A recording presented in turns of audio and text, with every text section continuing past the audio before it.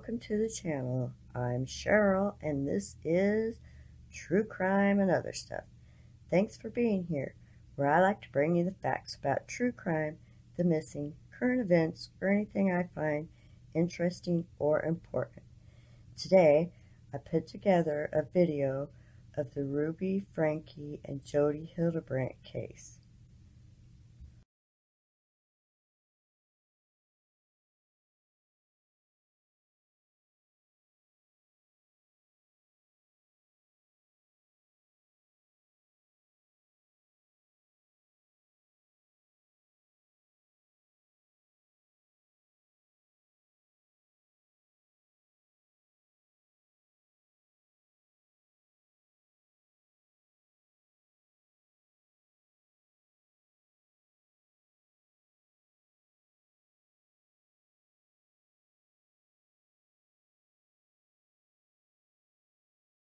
Are literally starving. I hesitate to say this because it's going to sound like I'm like a mean barbarian, but I told the kids, I said, I'm not even going to let you eat breakfast until you get your chores done. Okay, just place your hands on your back for me. Perfect. And then... Wondering if you could do 2 favors. Well, what are they? Taking me to the nearest police station.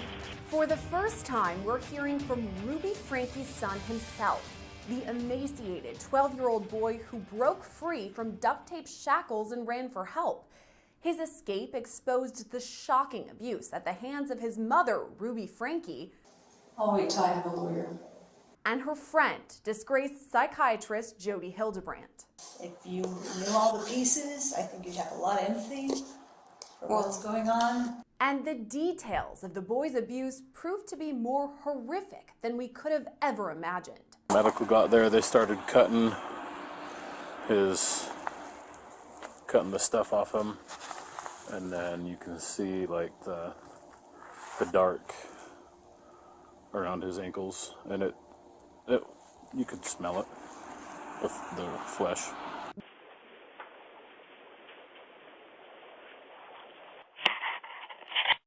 This week, Washington County, Utah finally released dozens of documents, photos, audio recordings, and videos, all relating to the Franke case, and we're getting a first-hand look at what happened. We know that on August 30th of last year, the Franke's son, who we are identifying as RF, broke free from Jodi Hildebrant's Ivins, Utah home and ran for help.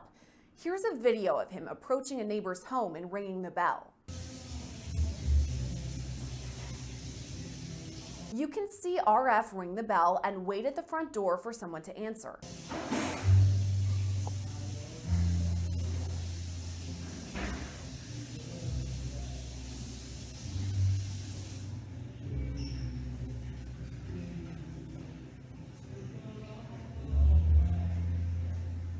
As he stands there, RF is emaciated with extremely small legs. You can see the duct tape around his ankles. He's wearing a ragged long-sleeve shirt that has blood on the arm and socks without shoes. When RF knocks on the door, it's soft, almost as if he's too weak to make a loud bang.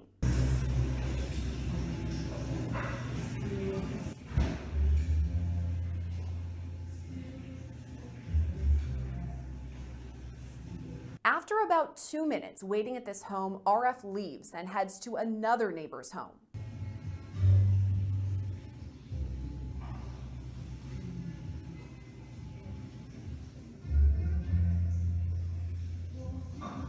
The next neighbor RF visits makes the infamous 911 call, and the entire thing is caught on Ring camera video.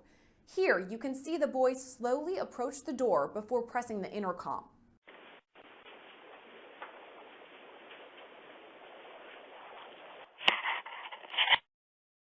At first, it seems like no one will answer the door as there's an automated response.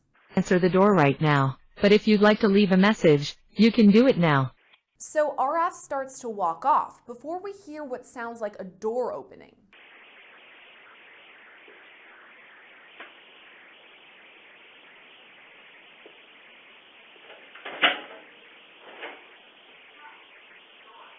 Yes. RF turns around and faces the neighbor, asking for what he calls some favors. Hi, how is this? Wondering if you could do 2 favors. Well, what are they? Taking me to the nearest police station. The man asks the boy what's going on, and he replies, it's personal business. Well, actually, just one's fine. What's going on, son? Have a seat there. It's personal business. The neighbor asks RF how he got over there before the video cuts out. What's your name? How'd you get here? We now know RF broke free from duct tape shackles after months of abuse.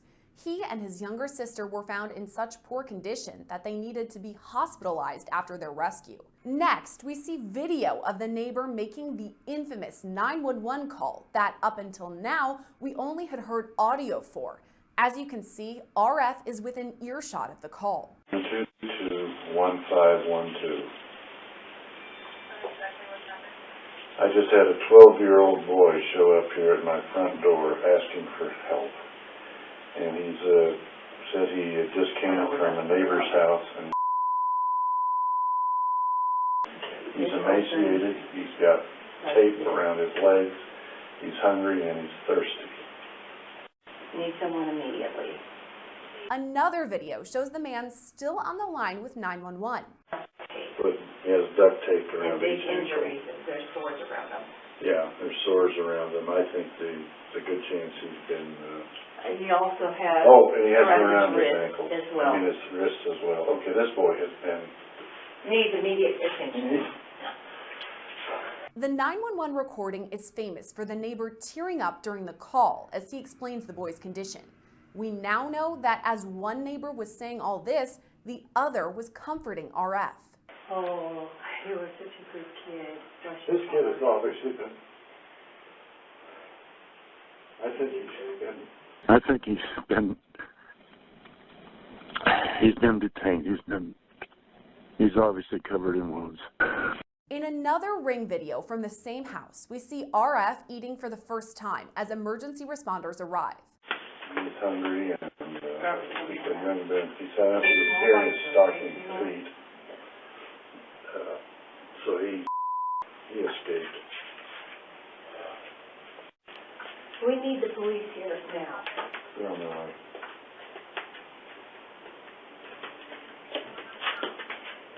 You know how many hours you do that? Okay. I hear cars, they're not coming in the driveway. The neighbors wave for the ambulance to come closer as they tell RF he's going to be checked out.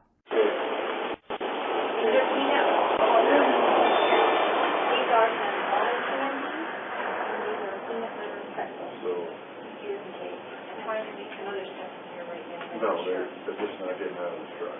Okay. Okay, thank you. Bye.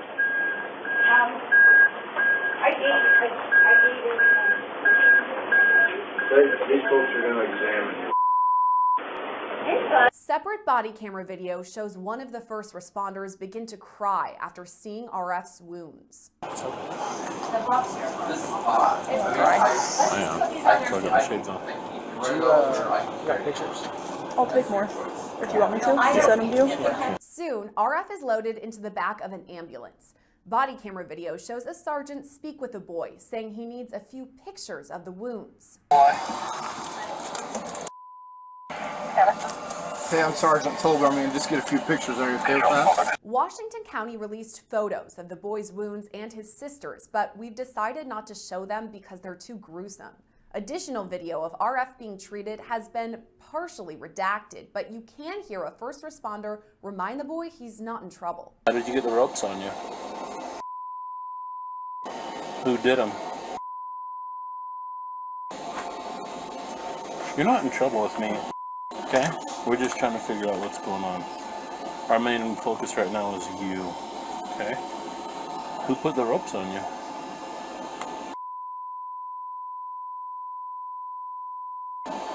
Supposed to help you what?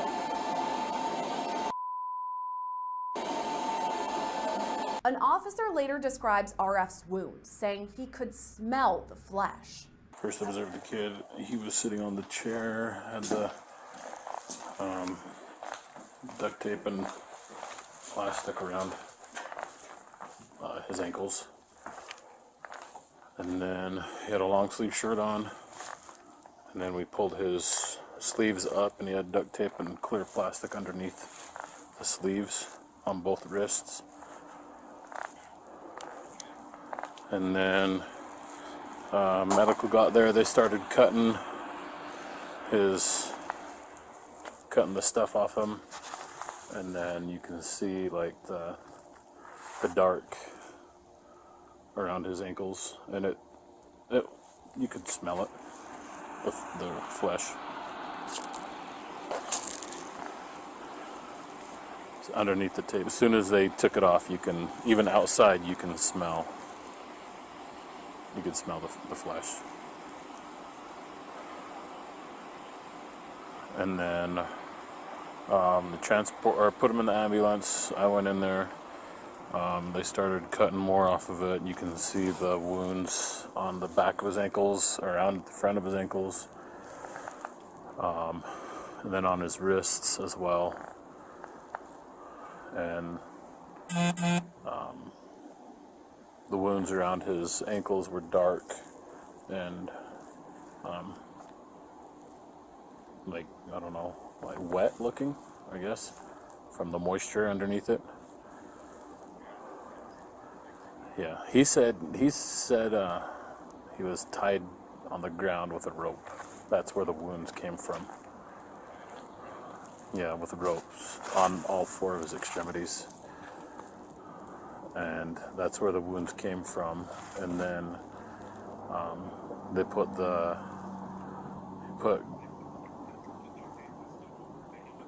they put cayenne pepper mixed with honey, he said, on the wounds, and then covered that with the plastic saran wrap and then the duct tape over the wounds. Yeah. And then that's what we cut off, was that. Yeah, they dressed the wounds. Some of the wounds, when I was in there, when they went to go peel it, they thought it was some of the dressing. It was actually his skin that was peeled.